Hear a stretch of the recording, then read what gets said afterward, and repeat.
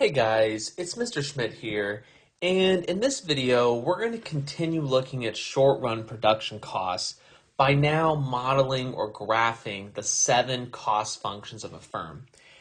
And believe it or not, we're actually only going to draw 2 graphs here, and we're going to put 3 of the curves on one of the graphs and the other 4 on the other graph.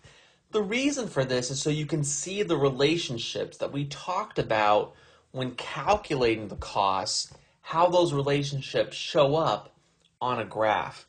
So let's go ahead and do that. And on this one, we're going to put the total cost function. So your labels here are going to be output on the x-axis because your costs depend on how much output you're producing. And you can see that in the tables that we've done with the output.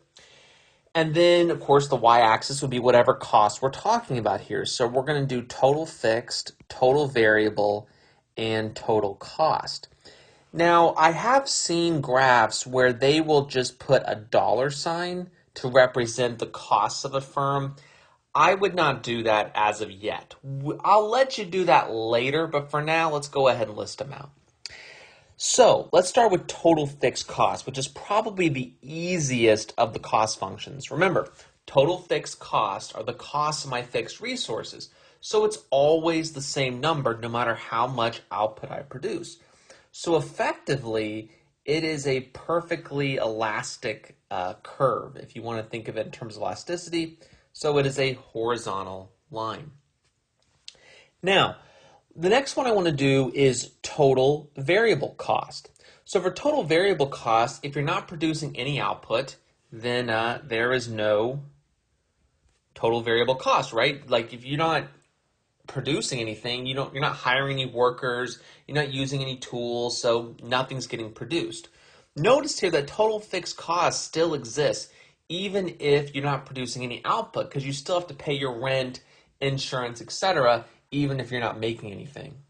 So total variable cost is going to look something like this, okay? It just keeps going up. Sometimes it can slow down. Sometimes it can get steeper. Honestly, you're probably never going to have to draw these 3. So I would not worry too much about drawing them per se, just understanding the relationships on the graph. Now, total cost is going to start where total fixed intersects the y-axis because even if you're not producing any output, you still have total fixed cost and therefore you still have total cost because total fixed is a part of total cost. And again, it's going to be upward sloping again like this, but the idea would be, and I'm not doing a great job of it here, but to keep the same distance the entire way between total cost and total variable cost. The reason for this is because, remember, total cost minus total variable cost is total fixed cost. So the distance between those 2 curves, total cost and total variable cost, is total fixed. And it's a constant number. So the distance between the 2 curves should remain constant. Again, these 3 curves are not very important, to be honest with you. Should you be able to recognize them? Yes. Are you ever going to need to draw them? No. Now, with that said, the other 4 you have to know how to draw. Well, 3 of the 4 you really have to know how to draw. 1 of them you don't, but 3 of them you definitely do. And I'll make sure to point out which of the 4 those 3 are. So again, we're going to draw a new graph here, quantity, and then we've got average fixed, average variable, average total, and marginal cost. So the first one we're going to do is the one that honestly doesn't matter that much, and that's average fixed. Average fixed is going to do this.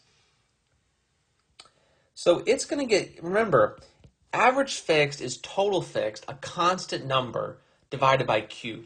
So as Q gets bigger and bigger and bigger, average fixed cost gets smaller and smaller and smaller because you're able to spread total fixed cost over more output.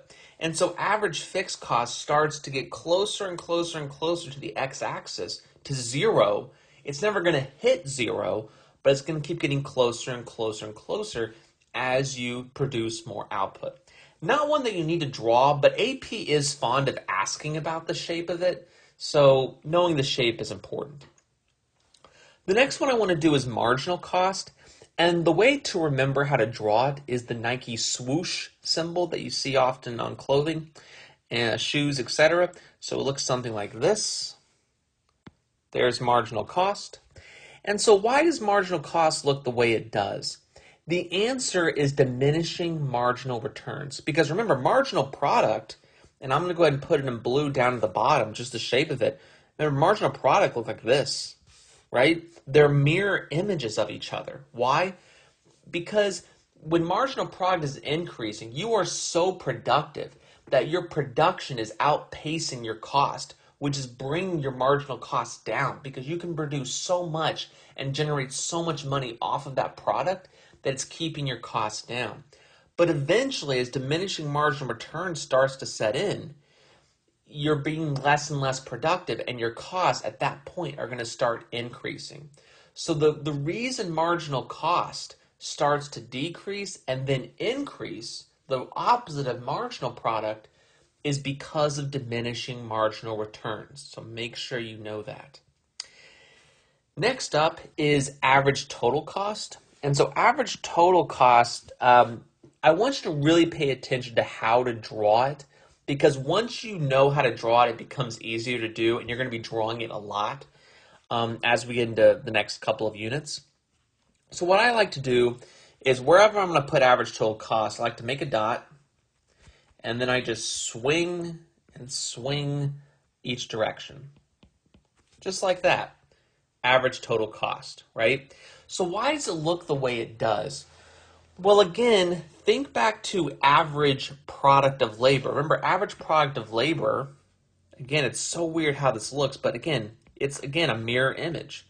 And we said that the reason the relationship between average product and marginal product exists is because, again, think about your grades. If you're getting a really high grade, that's going to bring your average up, which if you look to the left of, or sorry, to the right of where ATC is minimized, the dot, marginal cost is increasing. It's above ATC, and so it's going to pull ATC up with it.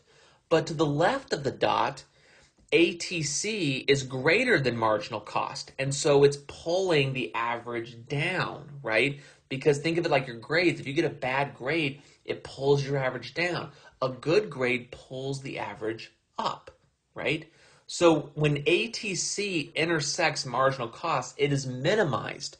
Just like when average product intersects marginal product, it's maximized. This is why I had you do the product curves first, so you could already get familiar with this relationship. Finally, the last curve you know how to draw is average variable cost. So we know that average variable cost, the curve has to be below ATC, because remember, AVC plus AFC gives us ATC. So again, the same process, we're going to pick a dot. Oh, and hang on, I'll switch back to black because that may bother some of you. So we'll pick a dot just like that. To the left of ATC, the gap between them widens. So it's going to look like this. They're far apart. But then after it's minimized and you start swinging up, they're going to start to get closer and closer together. Why is this? Because remember, the gap between ATC and AVC is AFC, right? And what's happening to AFC as you produce more and more output? It gets smaller, which means the gap between ATC and AVC continues to decrease. It gets smaller because what's represented in that gap, AFC, is getting smaller. I want to make it very clear that you need to know how to draw the three curves I'm circling in green. You have to know how to draw them. You have to make sure you understand that they're minimized when they intersect marginal cost, ATC and AVC, marginal cost, Nike swoosh. Practice drawing those three. The other four, don't worry about drawing them. But these three, I want you to practice drawing them because it's going to be very, very important come the next unit. So that's all for this video on drawing the cost curves. Until next time, have a great day.